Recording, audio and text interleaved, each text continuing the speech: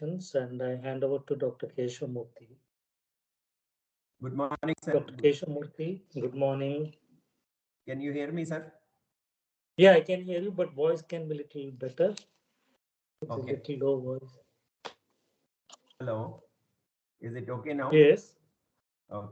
Yeah. Good morning to all. Good morning, Madam Dr. Rupa Shreedhar.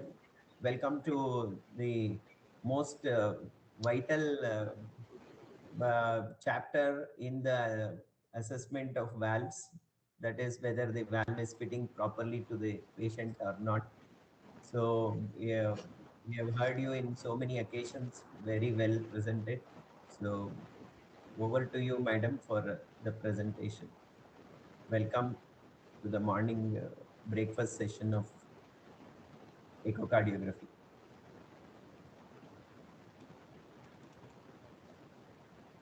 Rajiv, madam is online. Yes, sir.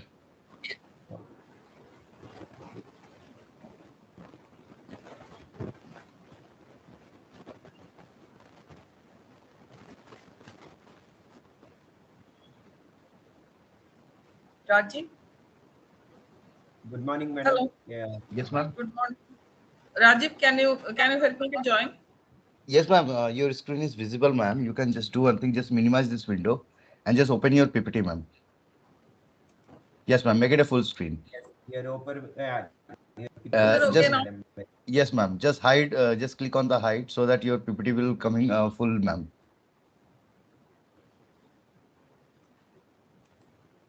Next to stop. Yes, ma'am. Perfect. Can I start? Yes, ma'am. Yes, madam, please. Good morning. Okay. Welcome, Hello, madam. everyone. I'm very happy to be speaking with you today. I'm Rupa, and I thank Dr. Murlidhar for inviting me to this teaching and learning discussion on intraoperative TE assessment of the prosthetic valves. If you encounter any technical difficulties, such as not being able to hear the presentation or see the slides, please unmute yourself and let me know. Okay. My objective is to deal with types of prosthetic valves, principles of evaluation of prosthetic valves, pre-bypass evaluation of diseased native valve or dysfunctional prosthetic valve, post-bypass evaluation of prosthetic valve, and the role of TE in transcatheter heart valve implantation.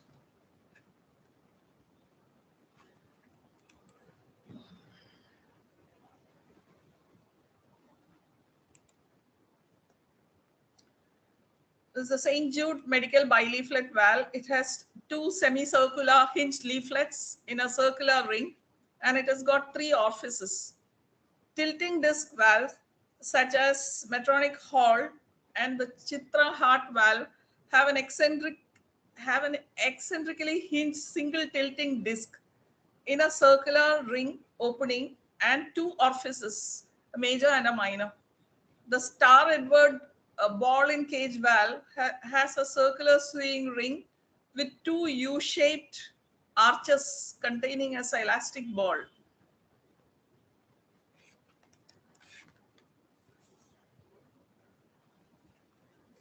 This is the Carpentier-Edwards porcine bioprosthetic stented mitral valve. And this is the bovine pericardial prosthetic stented valve. This one is the Edwards Prima plus stentless porcine bioprosthetic aortic valve fixed in glutaraldehyde. The cryo valve is an allograft. Now, what is an allograft? An allograft is a transplant between genetically different individuals of the same species. Now, this is the pulmonary human heart valve, usually used in the aortic position. It's not necessary to match allograft valve type with implant site.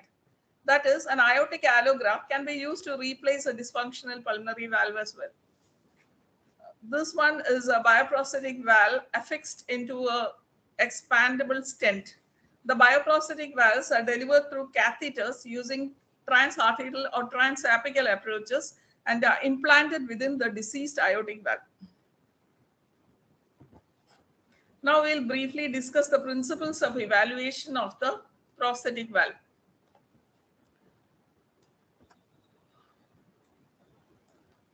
Including the effective orifice area index, the DVI, the patient prosthetic mismatch, continuity equation. We'll touch on pressure recovery, acceleration time. We need to remember that in the post-CPB period, hemodilution, use of inotropes, and the increased cardiac output may influence hemodynamic measurements. Effective orifice area of aortic valve prosthesis is measured in the deep transgastric long axis view. That is A. In this, you can see that. The stroke volume, 75 ml, here it's shown, is derived from LVOT cross-sectional area, which is not shown in the figure, and LVOT VTI, 21.8 in this case.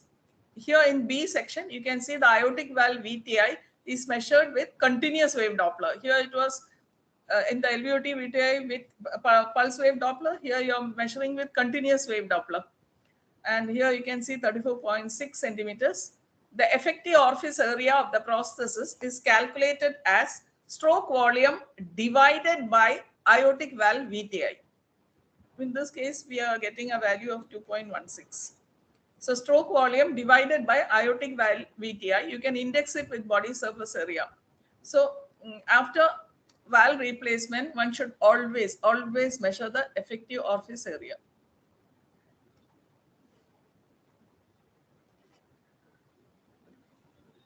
This shows the measurement of the LVOT stroke volume. It is depicted in figure A. The LVOT is seen projected in the zoom mode, and diameter is measured 5 millimeters underneath the aortic valve annulus. Here you can see the measurement of LVOT velocity time integral. In this figure B, you can see that the Doppler flow velocity across the LVOT is measured in deep transgastric long axis view or transgastric long axis view. Here we have used the deep transgastric long axis view. The Doppler interrogation beam is maintained as parallel as possible to the LV outflow tract. You can note the aortic valve closing click. This is the white arrow. The sample volume is placed at the same location where the diameter is measured. The LVOT stroke volume is obtained by multiplying the cross-sectional area with the velocity time integral. LVOT area can also be measured using real-time 3D TE.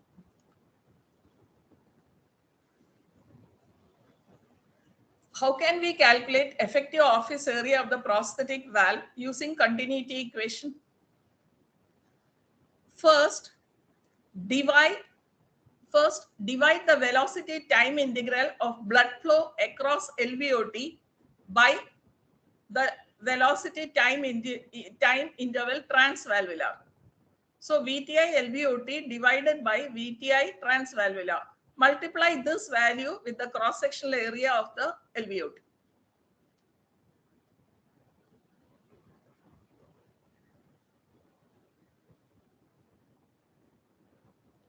This shows the continuous wave Doppler integration of bileaflet mitral valve prosthesis in mid-esophageal view. Note that the Doppler beam interrogates the peripheral major orifice of the prosthesis. This is important. It is not interrogating the middle area. It is interrogating the peripheral major orifice of the prosthesis. The effective orifice area can be calculated using the continuity equation. That is, effective orifice area is equal to cross-sectional area of LVOT into VTI LVOT divided by VTI transvalvular, as I mentioned in the previous slide.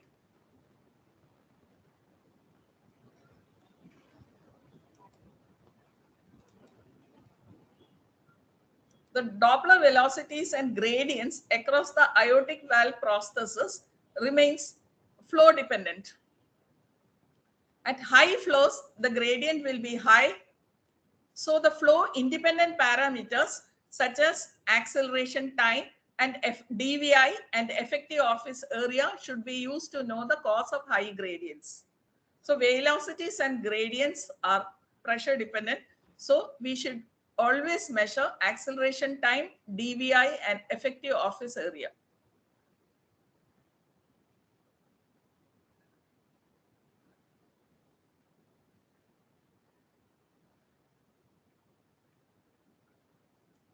The Doppler velocity index is measured in deep transgastric long axis view using double envelope method.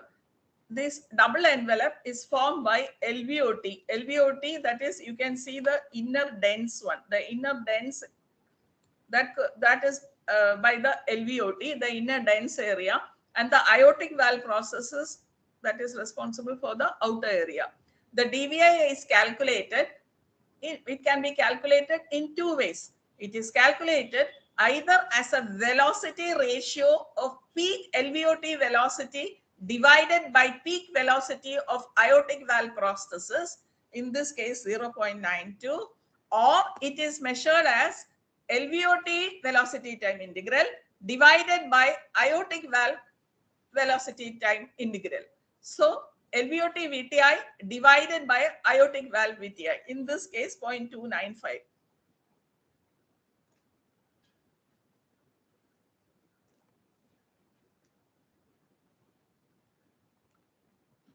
Aortic valve DVI is equal to same thing what I said before, Vmax LVOT divided by Vmax aortic valve, or LVOT VTI divided by aortic valve VTI. In the case of mitral valve, it is different. In the case of mitral valve, DVI is equal to VTI mitral valve divided by VTI LVOT. So please note this. This is a difference. In the aortic valve, is LVOT VTI is on the top numerator and AVI VTI is in the denominator. In the case of mitral valve DVI, it is different. It is calculated as VTI mitral valve divided by VTI LVOT.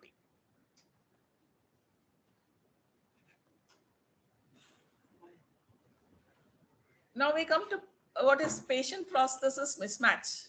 Patient prosthesis mismatch is said to be present when a normally functioning prosthesis generates higher than expected pressure gradients because of small effective orifice area in relation to the body size.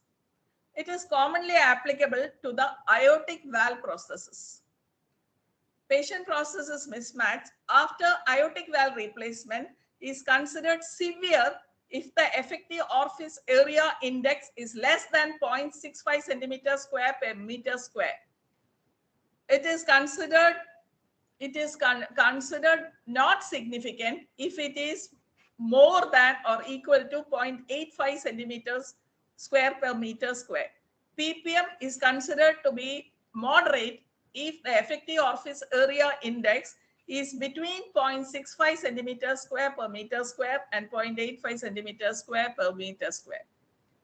Now, patient prosthetic mismatch is associated with increased operative mortality, regression of LV mass, and decreased long-term survival. If the aortic annulus is small, severe patient prosthetic mismatch may occur unless the aortic root is enlarged during surgery. This needs to be remembered. Now we come to the double envelope of spectral Doppler integration across the LVOT. You can see the inner trace, as we told before. This is the inner trace, and the prosthetic aortic valve that is responsible for the outer trace in deep transgastric long axis view. Deep transgastric long axis view. And here you can see there is a suggestion of presence of mild patient prosthetic mismatch. The desired effective orifice area to avoid patient prosthetic mismatch needs to be calculated before surgery by multiplying the body surface area with 0.85 centimeters square. Size and make of the prosthesis that would provide the desired value is selected based on published data by different valve manufacturers.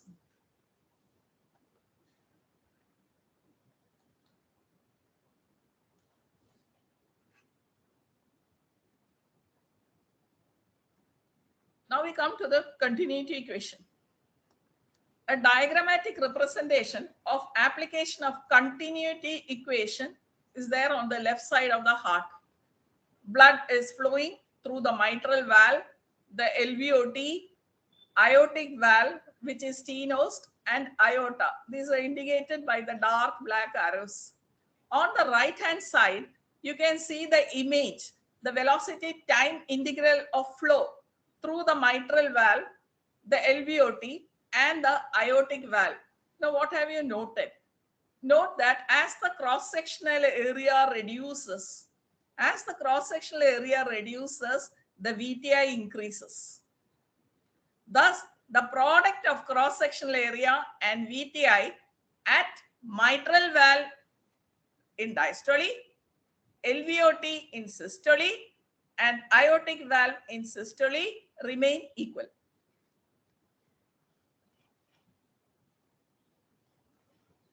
Now we will talk of something called pressure recovery in the distal area. What is this pressure recovery?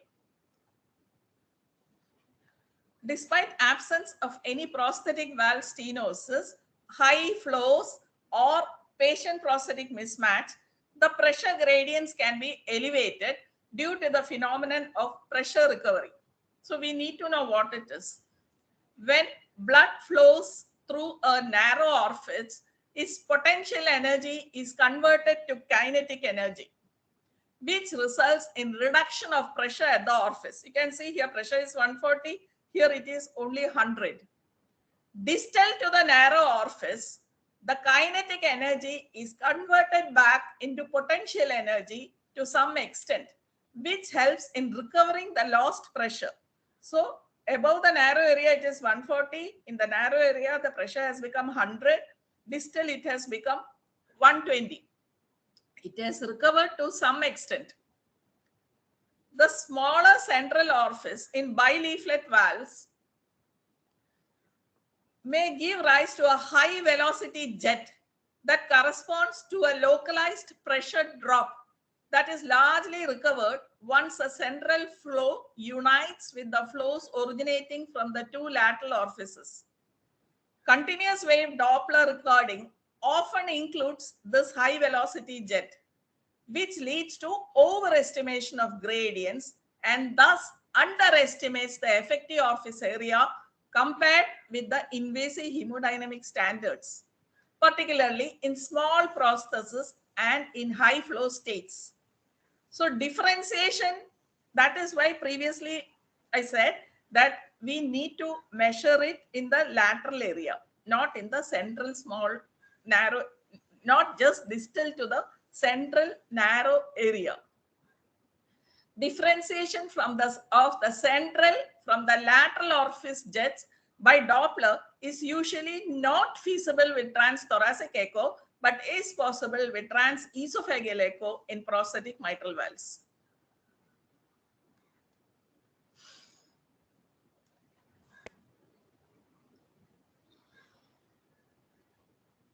This figure reveals a measurement of the acceleration time. What is the acceleration time?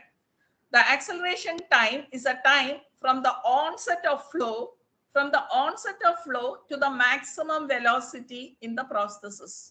In this figure, it is 55 milliseconds. 55 milliseconds. The Doppler velocities and gradients across the aortic valve prosthesis remain flow dependent. At high flows, the gradient will be high. So the flow independent parameters such as acceleration time, DVI, and effective orifice area should always be used to know the cause of high gradients. I'm again and again saying that we need to measure the DVI, effective orifice area, and acceleration time after all valve replacements.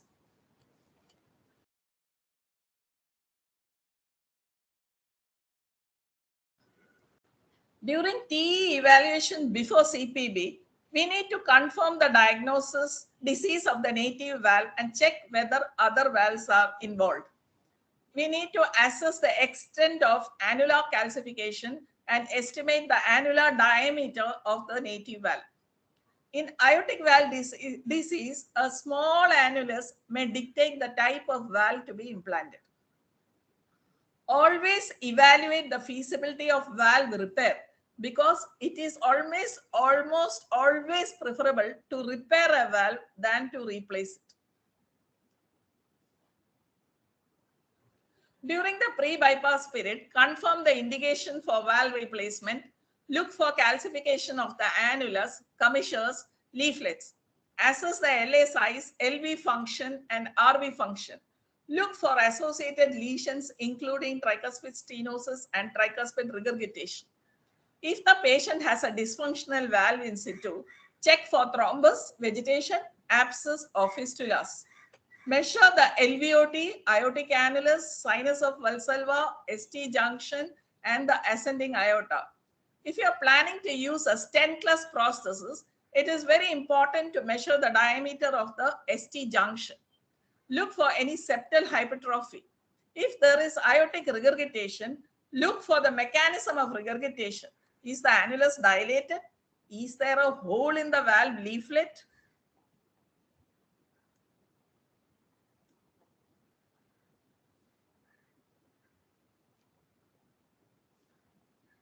When the patient has a previously replaced prosthetic valve dysfunction, identify the prosthetic valve type, detect and quantify the transvalvular or paravalvular regurgitation, detect annular dehiscence, vegetations associated with endocarditis, thrombus, pannus, structural valvular degeneration or calcification, and detect and quantify any valve stenosis.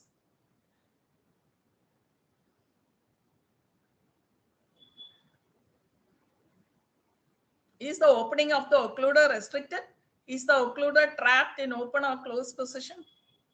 Here you can see when you're looking for calcification, always use a very low gain.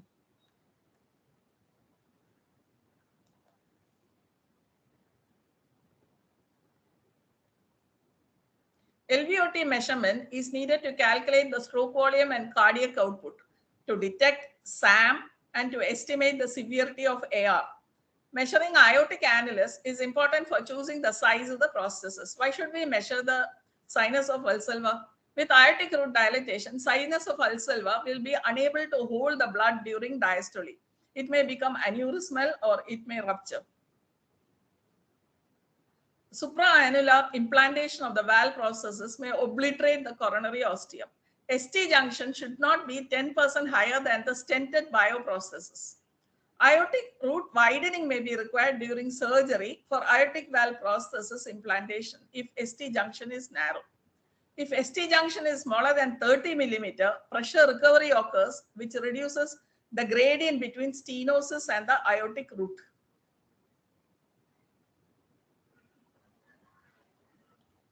Here you can see how the measurements are done. These measurements need to be done during the pre-bypass TE evaluation for taking decisions regarding the aortic valve prosthesis.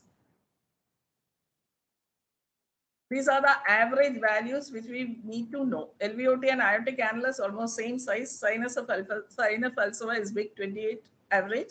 ST junction 24 and ascending aorta on an average is 26 millimeters.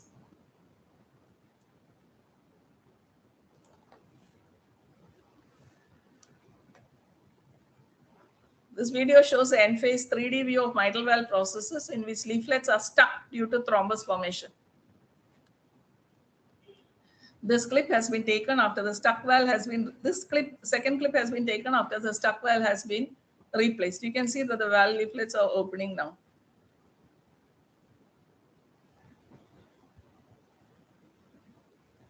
During intraoperative TE evaluation done immediately after valve replacement, verify that the prosthetic valve apparatus is stable and well seated within the native valve annulus, and that all the leaflets and occluders are moving normally. Look for any suture entrapment of the valve leaflets. Verify the presence and location of characteristic transvalvular washing jets. Verify the absence of paravalvular or pathological regurgitations. Verify that no air remains in the cardiac chambers and there is no LVOT obstruction by prosthetic valve struts or retained subvalvular apparatus. You need to verify satisfactory hemodynamic function of the prosthetic valve by measuring the transvalvular gradients, DVI, and effective office area.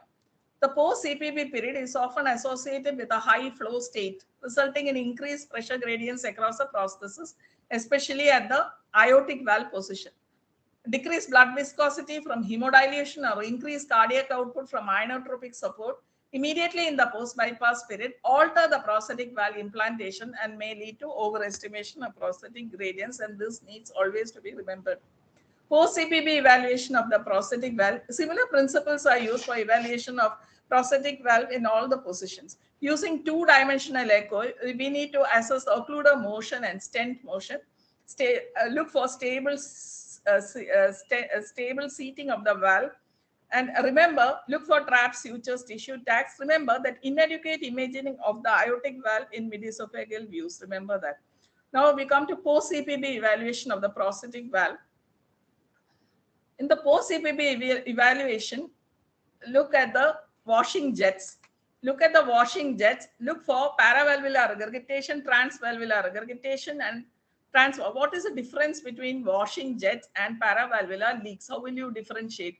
Washing jets are always inside the sewing ring and are of shorter duration. And the type of washing jet, that is characteristic washing jet, it depends upon the prosthesis. Regarding paravalvular leak, it's outside the sewing ring, it's of longer duration, it's eccentric, and there is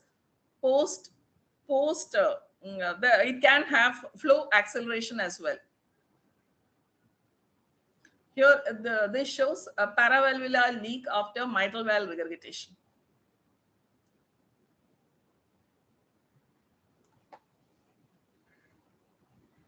Now we come to the spectral Doppler assessment. The shape of velocity time integral time in the VTI across the processes should be noted. Peak and mean pressure gradient should be measured. It must be remembered that these are affected by cardiac output and the heart rate. The smaller the valve, the higher the gradients. So the effective orifice area, the Doppler DVI and the accelerating time should be calculated.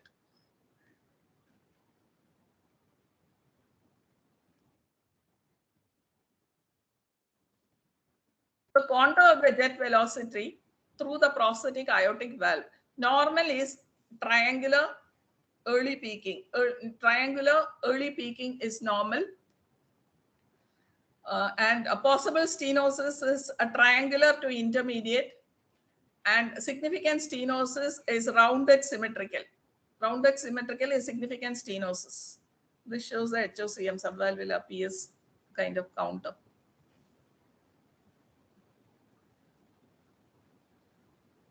Peak velocity and mean gradient. Here you can see the St. Jude processes in mitral position. Note that it opens at 80 degree and closes at 25 degree. So the valves that we use in our theaters, we should know the opening degree and the closing degree. This shows a mitral valve processes with paravalvular leak. Color Doppler TE has a high sensitivity for paravalvular leak. Please remember that small leaks may disappear after protomy. Shows a stuck St. Jude prosthesis in the mitral position.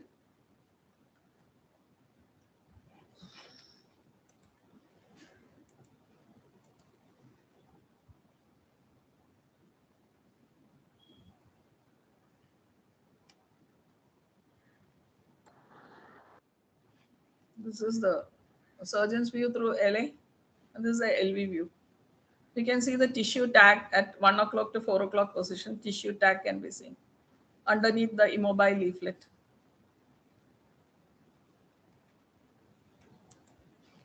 This is the St. Jude anterior posterior lie in the anatomical position.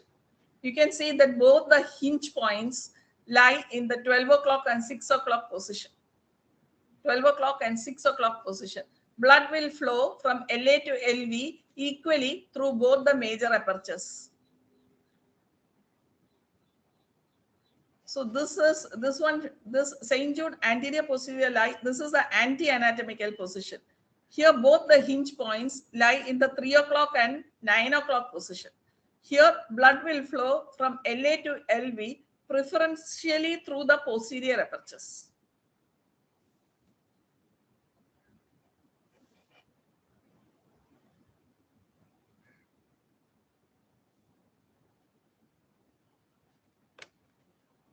This is a Chitra TTK valve in mitral position. In the case of in the case of bileaflet valves, we have already seen Here in the tilting valves, it is a little different. In the tilting disc, the leaflets open at 55 to 75 degree. And here you can see in the anatomical position, you can see that the opening, that the valve is opening away from the aorta.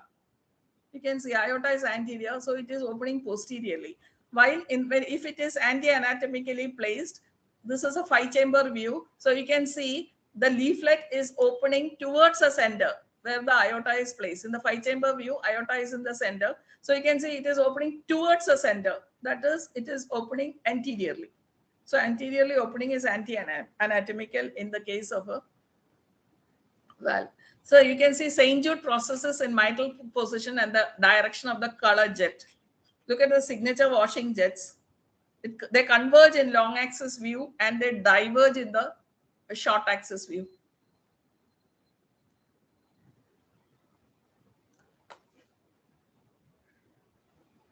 This is a perimount processes in mitral position. 3D picture of post-op perimount end phase LA.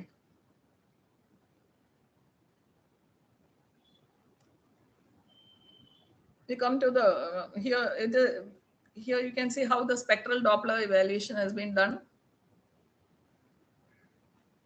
for the valve, the peak velocity, the mean pressure, the DVI, and the effective orifice area. As I said previously, all this needs to be measured because peak velocity and mean gradient depends upon cardiac output, heart rate, etc. So always we should measure the DVI and effective orifice area using the equations we have already mentioned. Now, look for prosthetic mitral stenosis using all these parameters and look for prosthetic mitral valve regurgitation using all the parameters. You can see this is St. Jude in the aortic position. St. Jude in the aortic position.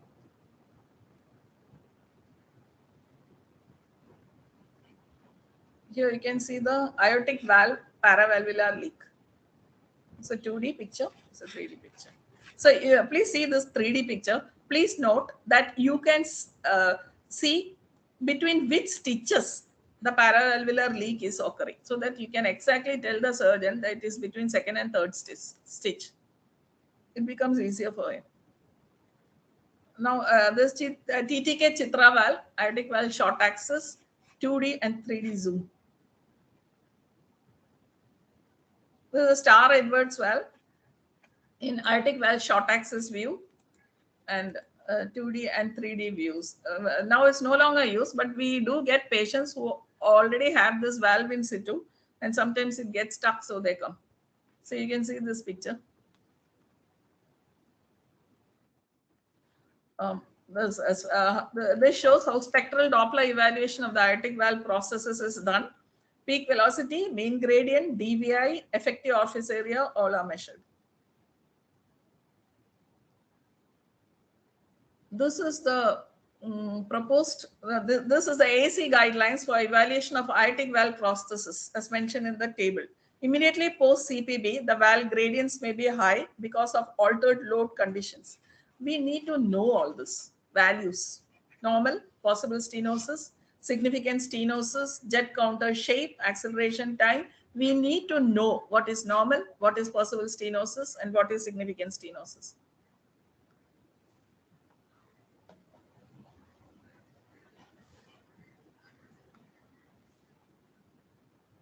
The prosthetic stenosis is considered absent when DVI is more than or equal to 0.3. The jet counter is triangular. There is early peaking and accelerate time is less than 80 seconds. Then it is considered normal. On the other hand, when the DVI is less than 0.25, the jet has a rounded contour with late peaking of the velocity, that is acceleration time more than 100 milliseconds, then stenosis of prosthesis is considered significant. So we need to look for prosthetic aortic valve regurgitation and quantify the aortic valve regurgitation. Aortic regurgitant fraction is equal to aortic valve regurgitant volume divided by LVOT stroke volume. I wish I had time to explain, but I know time is not there, so I will not explain. So aortic valve regurgitant fraction is equal to aortic valve regurgitant volume divided by LVOT stroke volume. This is how you measure. These are the views that you use to measure this. Doppler parameters for diagnosing a prosthetic tricuspid stenosis should be known. Valve stenosis, if peak velocity is more than 1.7 meters per second, mean gradient equal to or more than 6 millimeter mercury, pressure half time more than 230 or equal to or more than 230 milliseconds. This is important. Usually, this is also important. Prosthetic tricuspid stenosis. Now, one has to look for collateral damage to other cardiac structures as a consequence of valve replacement. Mitral regurgitation can occur from misplaced suture through AML after aortic valve replacement. Aortic regurgitation can occur from misplaced suture through aortic valve cusp after mitral valve replacement.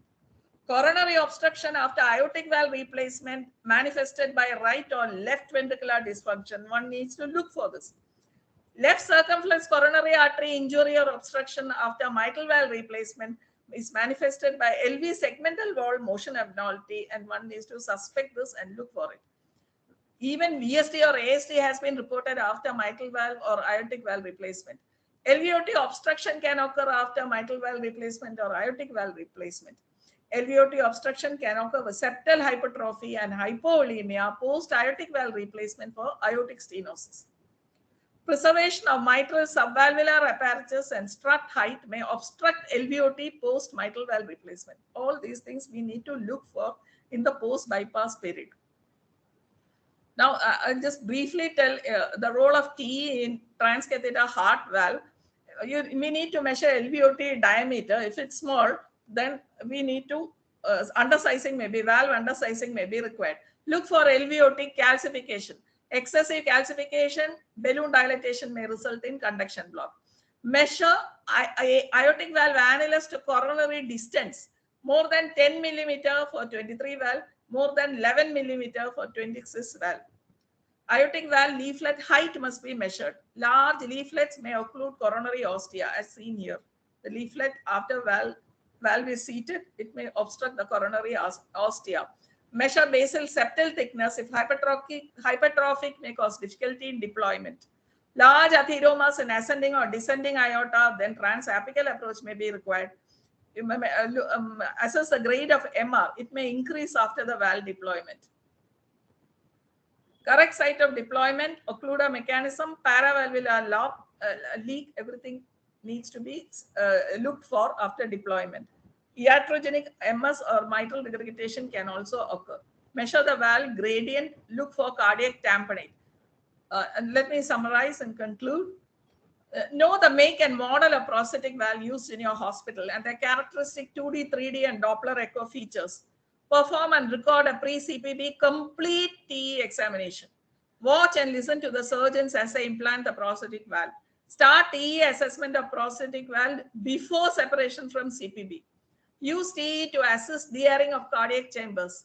Examine the cardiac valves from transgastric views. Use 2D, 3D, zoom, and slow motion replay to examine prosthetic valve.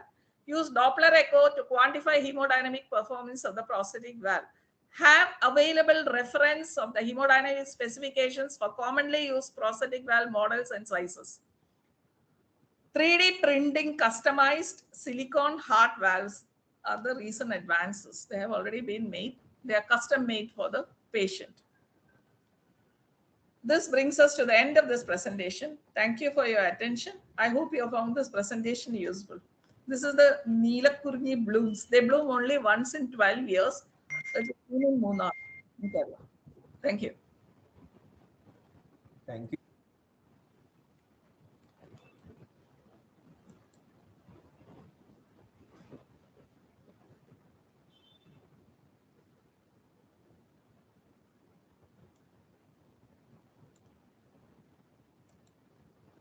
Hello.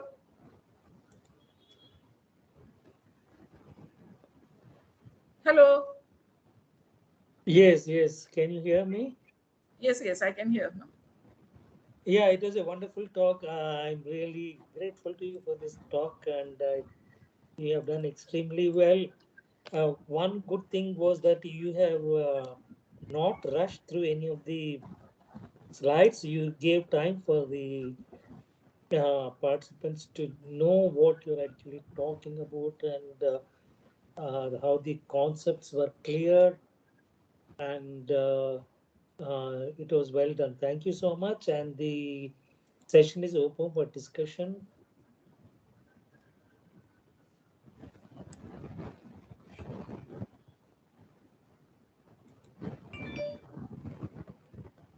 Anybody wants to ask any questions?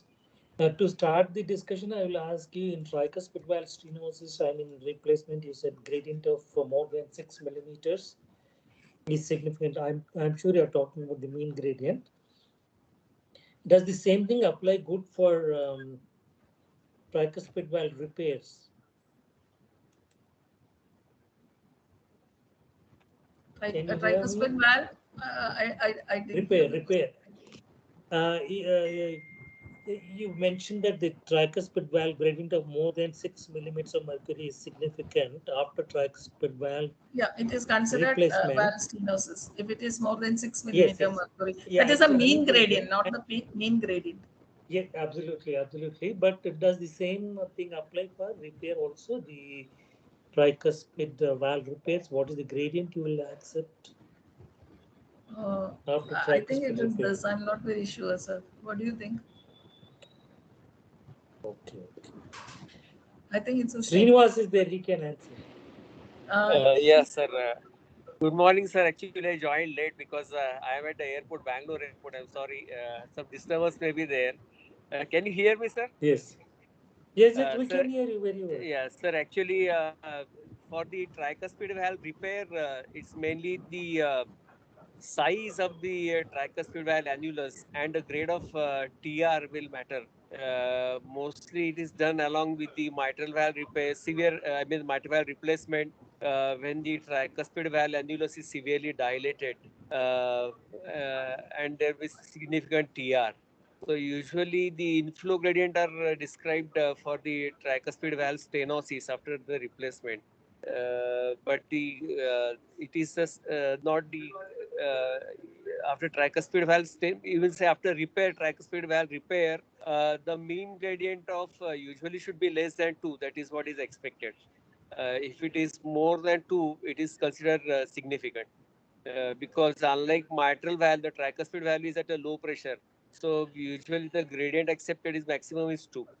That is usually what we follow during the cone procedure after tricuspid valve repair. If the gradient is more than 2, then it is considered significant. Thank you for that response. Where can we get the recorded version of today's talk is a question that Rajiv will answer. It will come on the YouTube in next 2 to 3 days. I think each word Dr. Rupa uttered is very significant, and I think it's worthwhile going through the recording once more to be able to imbibe what all Dr. Rupa said in her lecture. Any questions? Dr. Keshamurthy is there. Yes, sir. Sorry, The channel is suddenly called Cardiac Updates. got disconnected. As sir said, Mitral it is regurgitation, paravalvular, how would clock concept explain where is the regurgitation? Rupa, can you answer this? You have to use a clockwise orientation of the mitral valve and explain to the surgeon where the leak is depending upon 6 o'clock, 12 o'clock, or 3 or 4, 10, 5, whatever the position is. Using a clock-like concept, can you please elaborate on that? Sir, can I answer this particular question? Yes, first yes, Rupa and please. then you. Yeah, okay. Dr. Rupa, are you there? Yeah. Actually, if there is a leak, to see the exact position, we can see the exact position with the 3D echo. We can see 3D exact echo. position. You would like to use that. Can you Yes, do yes. the same thing with 2D echo? Suppose somebody does not have a 3D. Can you explain to the surgeon where is the leak using 2D echo? Not so accurately, sir. I think Srinivas can say whatever he feels for it. Srinivas, Yeah. come on, Srinivas. Srinivas, you are not audible. Your microphone is muted. Srinivas, your mic is muted. Please switch on the mic. Okay, sir. Yes, In we case can hear Yeah. you. we have the 3D echocardiography, with the end-phase view of mitral valve, we can directly get the view of where exactly is the parallel leak. However, if we have only 2D echocardiography, then there are different views in which we can see where exactly is the leak. This has been described by Foster et al., but it is not in great details. He has missed one view. So simplistic view, I can tell you at long axis view, LB long axis view, at 12 o'clock position, usually it is next to the aortic. So 12 o'clock, you can see the long axis view where aortic valve is placed. So if the leak is at that place, it is 12 o'clock. Opposite side is 6 o'clock. So in the long axis view towards the aorta, you get the 12 o'clock. Other side is the 6 o'clock.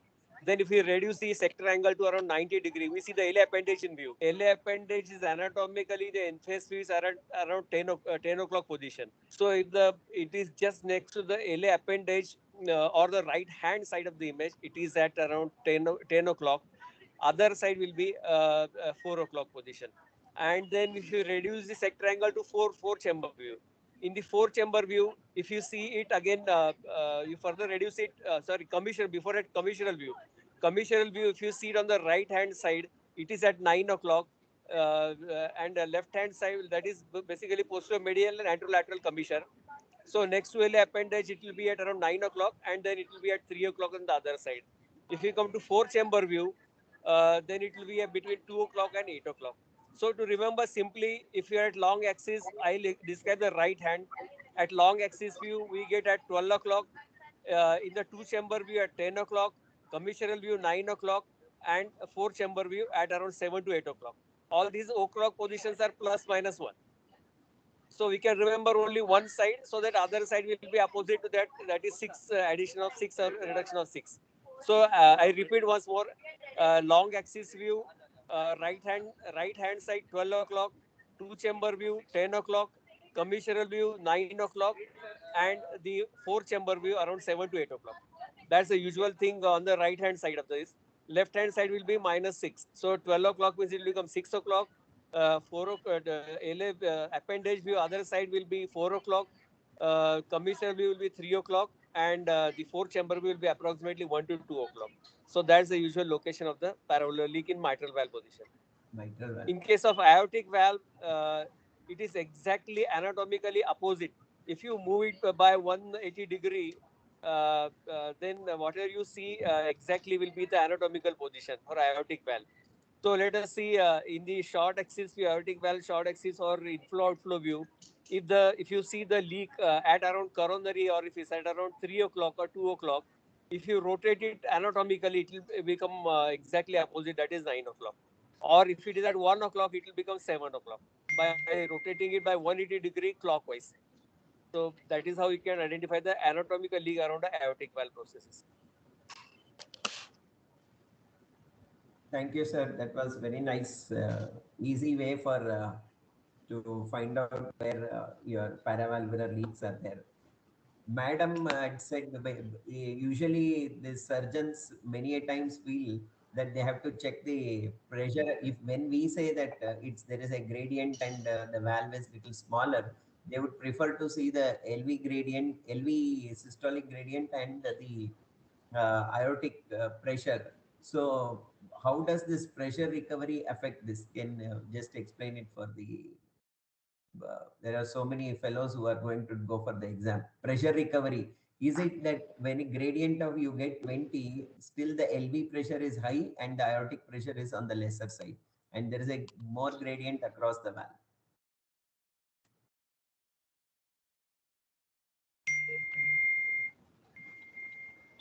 But Hello. Yeah. If we measure the gradient at the larger orifice, then only we get the correct values. If If you measure it at the narrow central area, then we will get a high gradient. And also it depends upon the inotropes and the cardiac output and the heart rate. So we will wait and measure again. Yes. This pressure recovery, basically, if you see any blood flow velocity, it has got three components. One is the potential energy, second one is the kinetic energy, third one is the thermal energy. So thermal energy may not be very significant in all cases. So when the blood approaches a narrow orifice, the kinetic energy is increased. So the potential energy is converted to kinetic energy to impart more velocity across the narrow orifice. Once the narrow orifice is crossed, then the kinetic energy is converted back to potential energy. That is called a pressure recovery. Now the main thing is if the aorta distal to the orifice is small, less than 2 centimeter, and if the aortic stenosis is moderate, or if you're measuring through a smaller orifice, then the pressure recovery will be very good. So in that case, if you measure the cath gradient, the peak-to-peak gradient may not be very high, but the Doppler gradient will be higher. So the Doppler gradient in that situation will underestimate the effective orifice area. So higher the pressure recovery, more will be the difference between the pressure, the Doppler gradient and the peak-to-peak cath gradient, and more will be underestimation of the orifice area by the Doppler. So this question will arise only when the aorta is very narrow, less than 2 centimeter, and the orifice is minor orifice, small orifice. Then in that case, what will happen is that because of the pressure recovery, the peak-to-peak gradient will not be very high, but the Doppler will give very high gradient because Doppler will measure instantaneous gradient across a narrow orifice. That is how it will make the difference. So basically, if you see three pressures, say let us say P1 pressure, which is at the LVOT, P2 pressure, that is the gradient across the Doppler, and P3 is the aortic pressure. Then Doppler recovery is P2 minus P3, gradient minus the difference between the aortic pressure and the Doppler gradient. So this pressure recovery can be measured using a formula. There are some studies where they have directly measured the gradient with corrected pressure recovery. So that is how they assess the size of the prosthetic valve using corrected pressure recovery. So there are formulas for the corrected pressure recovery. Okay, thank you, sir. Dr. Raghu was in this thing. Has any comments? Raghu? Okay. Sir, any more questions in the box?